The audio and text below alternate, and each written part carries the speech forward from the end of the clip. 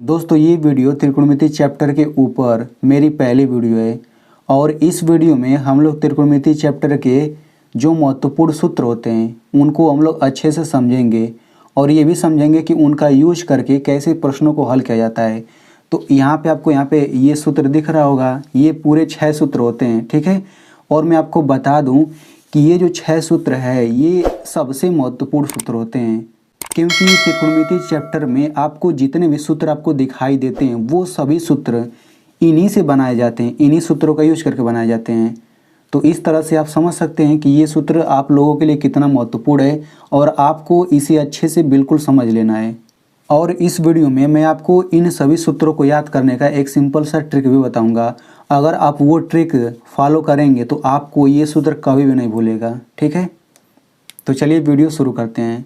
तो सबसे पहले मैं आपको बता दूं कि आप लोग इस वीडियो में कैसे प्रश्नों को हल करना सीखेंगे। तो ध्यान से देखिए, आपको बिल्कुल ऐसे ही एक त्रिभुज दे दिया जाएगा। इसमें या तो आपको तीनों भुजा का लंबाई दे देगा या तो केवल 2 भुजा का लंबाई दे देगा। और इतना देने के बाद आपको पूछ सकता है साइन सी का मान बताइए, कोस सी का मान बताइए, साइन ए का मान बताइए, टैन ए का मान बताइए। मतलब इस तरह से आप देख सकते हैं इन सभी का मान आपसे पूछा जा सकता है।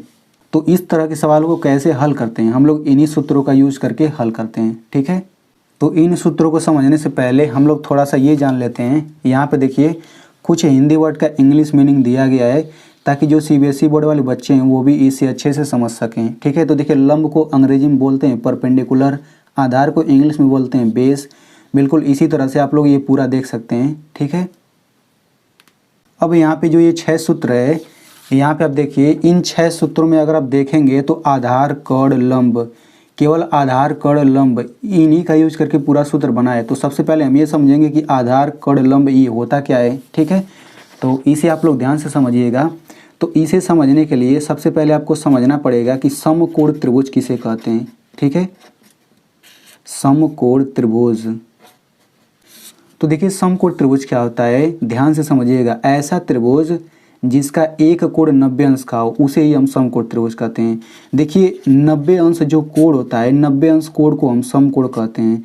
यानी कि समकोण त्रिभुज का मतलब हुआ कि ऐसा त्रिभुज जिसमें एक कोण 90 अंश का हो उसे ही हम समकोण त्रिभुज कहते हैं। जैसे यहाँ पे मान लीजिए मैंने एक त्रिभुज खींचा कुछ इस तरह से, तो आप देख सकते हैं यहाँ पे ये 90 अंश का है।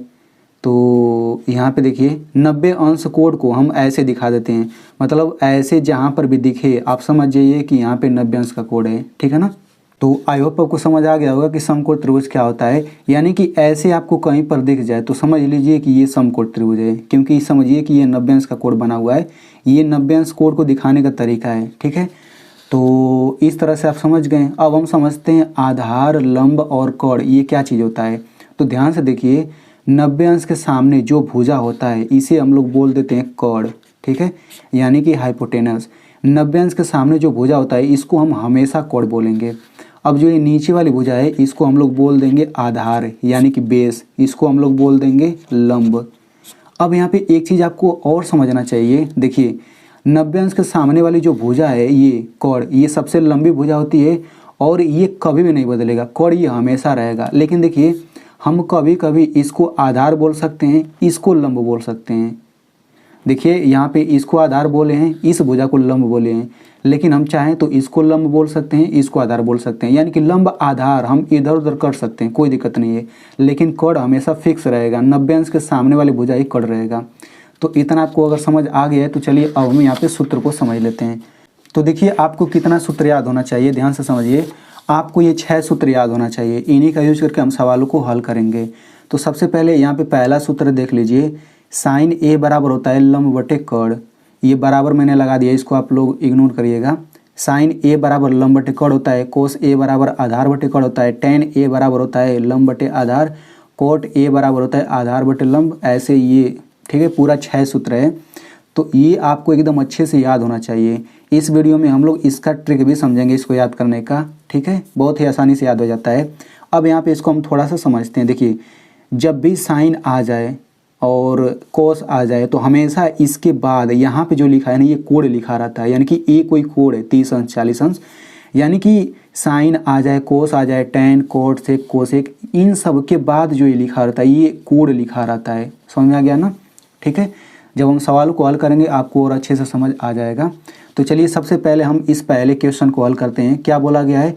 बोला गया है त्रिभुज ABC में जिसका कोड बी समकोण है, यानी कि हमें त्रिभुज ABC बनाना है, उसमें बी कोड को हमें समकोण दिखाना है। मैंने अभी बताया कि समकोण 90 अंश कोड को कहते हैं। तो सबसे पहले इसमें हम चित्र बनाते हैं। ठीक है, तो चलिए यहाँ पे हम चित्र बना लेते हैं। तो आप देखिए हम समकोण त्रिभुज ही बनाएंगे। तो यहाँ पे हम कुछ इस तरह से बना लेते हैं समकोण त्रिभुज। अब देखिए बोला है कि बी समकोण रहना चाहिए, तो इसको हम बी नाम दे देते हैं। ठीक है ना, यहाँ पे ये 90 अंश का कोण बन गया। अब हम ए इसको नाम दे दें, इसको सी, तो त्रिभुज ABC बन गया। या फिर हमारा मन करे तो इसको भी ए कर सकते हैं, इसको सी। ठीक है, कोई दिक्कत नहीं है, बस इसमें बी समकोण बोला है तो हमने बी समकोण बना लिया। और क्या बोला है? AB बराबर 3 सेंटीमीटर, यानी कि AB की लंबाई कितना है? 3। AB की लंबाई कितना है? 3 सेंटीमीटर। BC की लंबाई कितना है? 4 सेंटीमीटर। इस BC की लंबाई कितना है? 4 सेंटीमीटर। और AC की लंबाई है 5 सेंटीमीटर। AC की लंबाई कितना है? 5 सेंटीमीटर। तो निम्नलिखित मान ज्ञात कीजिए, यानी कि sine A cos A tan A cot A sec A cosec और इन दूसरे का, इन सभी का मान ज्ञात करना है। तो कैसे ज्ञात करेंगे समझिए। तो मैंने अभी आपको बताया कि 90 अंश के सामने जो भुजा है इसको हमेशा हम कोण बोलेंगे। तो देखिए यहाँ पे आप इसको लिख लीजिए कि ये कोण है, मतलब इससे आसानी होगा हल करने में। यानी कि कोण की जगह पे हम 5 लिखेंगे इस सूत्र में। ठीक है, और ध्यान से समझिए, जो ये लंब आधार होता है ये बदलता है कोण के हिसाब से, कोण के हिसाब से बदलेगा। अभी मैं आपको समझा दूंगा क्या मैं कहना चाह रहा हूँ। तो देखिए सबसे पहले हम साइन ए का मान निकालते हैं। तो देखेंगे साइन के बाद क्या आ रहा है? ए आ रहा है। इस ए का मतलब ये है कि हम इस कोण की बात करेंगे। देखिए इस कोण को ही ए कहा गया है। अब ये कोण कुछ 30 अंश 40 अंश कुछ ना कुछ होगा ना, तो यहाँ ए लिखा है, इसका मतलब कि ये 30 अंश 40 अंश कुछ लिखा होगा इसी के हिसाब से। ठीक है ना? तो देखिए जिस कोण की बात होती है उसके सामने वाला जो भुजा होता है इसको हम लंब बोलते हैं। फिर से समझिए, यहाँ पे जिस कोण की बात होती है उसके सामने वाली भुजा को हम हमेशा लंब बोलते हैं। क्या बोलेंगे? हमेशा लंब बोलेंगे। तो देखिए साइन यहाँ कोण ए की बात हो रही है तो इसके सामने लंब ये हो गया, और कोण तो हमेशा फिक्स है, तो जब ये कोण हो गया ये लंब हो गया तो आधार यही हो जाएगा। अब सवाल लगाते हैं। तो साइन ए बराबर लिखेंगे लंब बटे कोण। ठीक है ना? तो चूंकि ए कोण की बात हो रही है तो लंब क्या हो गया? 4 बटे कोण क्या होगा? 5, यानी कि इसका आंसर क्या हो गया? 4 बटे 5। बस ये आंसर हो गया। अब हम कोस ए का मान निकालते हैं। तो देखेंगे कौन सा कोण है? ए कोण। तो ए कोण के लिए लंब ये हो गया, आधार ये हो गया। ठीक है ना? तो यहाँ पे सूत्र क्या हो गया? आधार बटे कोण। तो आधार क्या हो गया? 3 बटे कोण क्या हो जाएगा? 5, यानी कि कोस ए का मान 3 बटे 5 है। तो क्या हो जाएगा? यही आंसर हो जाएगा। यहाँ पे टेन ए का मान निकाल लेते हैं। तो लंब बटे आधार, तो कोण ए की बात हो रही है, यहाँ पे ज़रूर देखेंगे नहीं तो गलती हो जाएगा।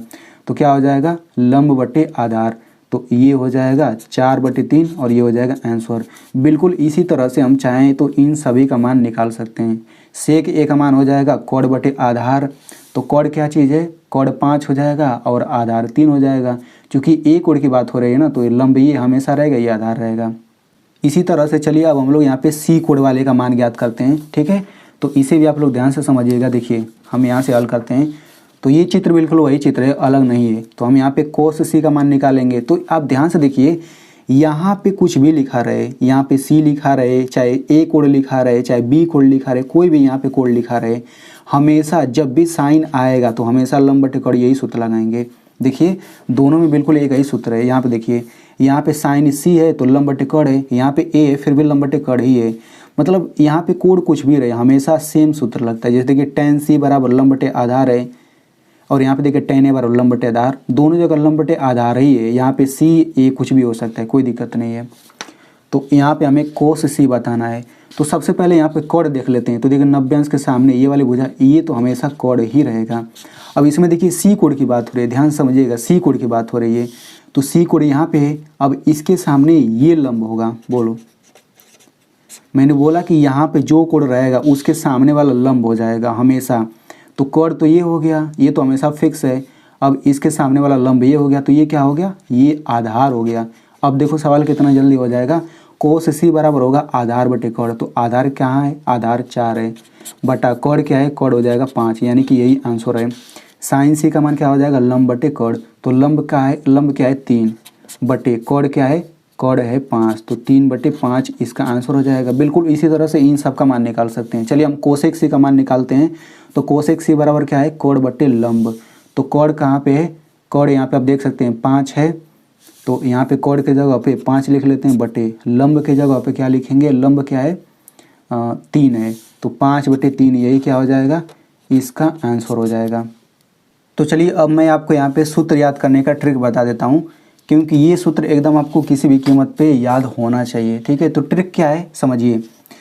ट्रिक ये होता है लाल बटे कक्का, यानी कि LAL बटा KA, इसको आप लोग याद रखिएगा।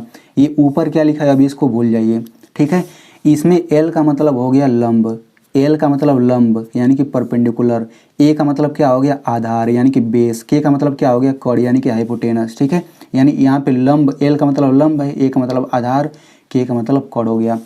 अब इतना लिखने के बाद आप इसको एकदम क्रम से याद लिख लीजिए, क्रम से याद कर लीजिए। Sine cos tan cot sec cosec, sine cos tan cot sec cosec, मतलब लाल बटे कक्का लिखिए, फिर कुछ इस तरह से लिख लीजिए, sine cos tan cot sec cosec, sine cos tan cot sec cosec, ऐसे ही बिल्कुल रहना चाहिए।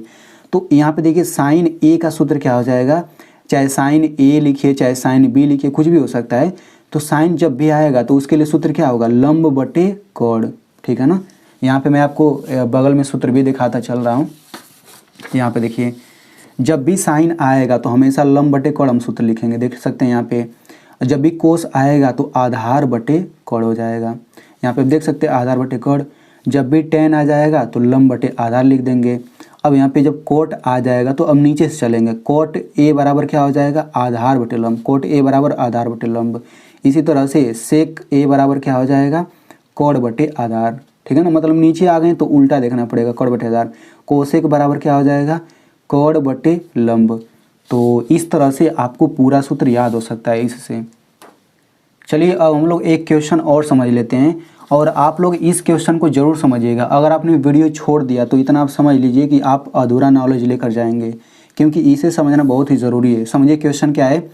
तो क्वेश्चन है त्रिभुज PQR में जिसका कोण Q समकोण है, यानी त्रिभुज PQR कोई है उसमें Q समकोण है। तो सबसे पहले हम यहाँ पे चित्र बनाते हैं। ठीक है, सबसे पहले हम यहाँ पे चित्र बना लेते हैं, और यहाँ पे देखिए ये जितना भी मान होता है साइन कोस टेन, जब भी ऐसा सवाल आए तो उसमें एक कोण 90 अंश का जरूर रहेगा, इतना आप समझ लीजिए। ठीक है ना, तो यहाँ पे देखिए Q समकोण है, तो यहाँ पे हम Q को समकोण बना लेते हैं, इसका नाम दे देते हैं Q। अब यहाँ पे PQR त्रिभुज है तो इसको P लिख लीजिए, PQ और ये R हो गया। इसमें लंबाई लिख लेते हैं, तो PR की लंबाई 10 सेंटीमीटर है, यानी PR यानी कोण की लंबाई है 10 सेंटीमीटर। QR की लंबाई कितना है 6, QR की लंबाई है 6 सेंटीमीटर। ठीक है, अब निम्नलिखित के मान पूछा है। तो देखिए यहाँ पे चूँकि P और R है तो साइन P हो गया tan P, ऐसे ही और बहुत सारा पूछ सकता है, लेकिन मान लीजिए आपसे केवल 2 चीज़ पूछा है, तो कैसे हल करेंगे समझिए। अच्छा एक चीज़ और समझ लीजिए, देखिए कभी भी आपसे ऐसे सवाल पूछेगा तो केवल इन्हीं दोनों कोणों से रिलेटेड पूछेगा, यानी कि यहाँ पे या तो P कोण हो सकता है या तो ये वाला हो सकता है। ये वाला कोण कभी भी रख के नहीं पूछेगा, क्योंकि देखिए अगर हम इसका निकालने जाएंगे तो लंब क्या होगा, हमने अभी हमने डिस्कस किया कि यहाँ पे जो कोण रहेगा इसके सामने वाला लंब कहलाएगा। जैसे मान लीजिए इस कोण की बात होगी तो इसके सामने वाला लंब ये हो गया, इस कोण की बात होगी तो इसके सामने वाला लंब ये हो गया। लेकिन इस कोण की बात होगी तो इसके सामने वाला लंब, इसको लंब थोड़ी बोलेंगे, ये तो कोण हमेशा रहता है, बोलिए। तो इसीलिए इस कोण की कभी भी बात नहीं होगी, हमेशा इन दोनों कोणों से रिलेटेड सवाल आपसे पूछा जाता है। तो यहाँ पे ये क्या हो गया, ये हो गया कोण। कोण तो हमेशा रहेगा, बस लंब आधार बदलता है। लेकिन आप इसमें आप देखिए केवल 2 भुजा का लंबाई दिया है, इसका लंबाई नहीं दिया गया है। तो चलिए हम क्वेश्चन लगाते हैं। तो साइन P का मान पूछा है, तो हम क्या सूत्र लगाएंगे, लंब बटे कोण ही लगाएंगे। यहाँ पे P लिखे रहे, A लिखा रहे, कुछ भी लिखा रहे, मतलब यहाँ पे कोण ही रहता है। तो देखिए P कोण की बात हो रही है, इस P कोण की, तो इसके सामने वाला क्या, ये लंब हो गया, और कोण तो हमेशा फिक्स ही है। ठीक है, तो क्या हो जाएगा लंब बटे कोण, तो लंब क्या हो गया 6 बटे कोण क्या हो गया 10। ठीक है, तो यहाँ पे अब देख लीजिए पिछले सवाल में ये दोनों कट नहीं रहा था तो हमने वही आंसर बोल दिया, लेकिन जब ऐसे कटेगा तो उसको हमें काट लेना है। 2 से कटेगा, 2 3 6, 2 5 10, यानी कि इसका आंसर हम 3/5 बोल देंगे। ये अगर कटता है तो हमें काट के छोटा वाला आंसर बोलना रहेगा। अब यहाँ पे इसको समझ लेते हैं। तो देखिए tan क्यू बराबर पूछा है, tan क्यू का मान, तो यहाँ पे सूत्र होगा tan का सूत्र होगा लंब बटे आधार। अब क्यू यहाँ पे है। अब थोड़ा सा हम यहाँ पे समझ लेते हैं। देखिए यहाँ पे ये क्यू नहीं रहेगा, गलती से मैंने लिख दिया, ये आर रहेगा। tan आर का मान पूछा है, tan आर का मान, ठीक है। तो tan आर बराबर हो जाएगा लंब बटे आधार। तो देखिए tan आर यहाँ पे है, तो इसके सामने लंब क्या हो जाएगा, ये लंब हो जाएगा, ठीक है। और आधार क्या हो जाएगा, ये आधार हो जाएगा। तो देखिए आधार की जगह तो हम 6 लिख लेंगे, लेकिन लंब हमें पता ही नहीं है। तो अब यहाँ पे आपको समझना चाहिए एक चीज़। क्या समझना चाहिए, इसको ध्यान से समझिएगा कि जब भी आपको सवाल दे दे और सवाल में केवल 2 भुजा का लंबाई दिया हो, इस तीसरे की लंबाई नहीं दिया हो, तो हम इस तीसरे की लंबाई निकाल सकते हैं। एक बार फिर से सुनिए मेरी बातों को ध्यान से। जब भी आपको त्रिभुज में इस तरह सवाल आ जाए और 2 को भुजा का लंबाई दिया हो, तीसरे की लंबाई नहीं दिया हो सकता है कि ये वाला दोनों लंबाई दे दिया हो, ये नहीं दिया हो सकता है कि ये और ये लंबाई दे दिया हो, ये न दिया हो, ठीक है ना। तो हम लोग तीसरे वाले को ज्ञात कर सकते हैं, निकाल सकते हैं। कैसे निकालेंगे, पाइथागोरस प्रमेय से, ठीक है ना। तो हम लोग इसकी तीसरे की लंबाई निकाल सकते हैं बहुत ही आसानी से। अब इसको अगर आप निकालना सीखना चाहते हैं तो उस वीडियो का लिंक मैं यहाँ पे दे दूंगा ऊपर, या फिर आपको यहाँ पर भी दिख रहा होगा। उस वीडियो पर क्लिक करके आप लोग देख लीजिए कि कैसे हम लोग इस तीसरे भुजा को निकालेंगे। और जब ये तीसरा भुजा निकल जाएगा तो फिर बाकी सब वैसे ही हम सवाल लगाते चले जाएंगे, कोई दिक्कत नहीं होगा। तो मान लीजिए कि इसको अगर हम हल करेंगे, तो इसको जब हम लोग हल करके तीसरे की लंबाई निकालेंगे तो ये 8 सेंटीमीटर आता है, ठीक है। पाइथागोरस प्रमेय आप लोग जरूर देख लीजिएगा, ठीक है ना। तो देखिए 8 सेंटीमीटर आ गया। तो tan आर का मान पूछा है, तो क्या हो जाएगा, लंब हो गया 8, आधार हो गया 6। इसको काट लेते हैं, 2 चौक 8, 2 3 6, यानी कि 4/3 ऐसे ही आंसर हो जाएगा। अब ऐसे करके जितने भी सवाल पूछेगा, जब तीनों भुजा दे दिया है तो हम आसानी से निकाल सकते हैं। तो आई होप आपको समझ आ गया होगा। अब मैं आपसे यहाँ पे सवाल पूछता हूँ, आप लोग इसे ज़रूर बताइएगा। sin A का मान बताना है, tan C का मान बताना है। यहाँ पे ये चित्र आपको दे दिया है। तो दोस्तों मैंने आपको इतना सरल तरीके से समझा दिया। तो आपसे एक छोटा सा रिक्वेस्ट है कि आप लोग इस वीडियो को मेरी मेहनत के लिए एक लाइक कर दीजिए, और हो सके तो इसे अपने दोस्तों में ज़रूर शेयर करिए, क्योंकि अगर आपको समझ आ गया है तो उन्हें भी अच्छे से समझ आ जाएगा।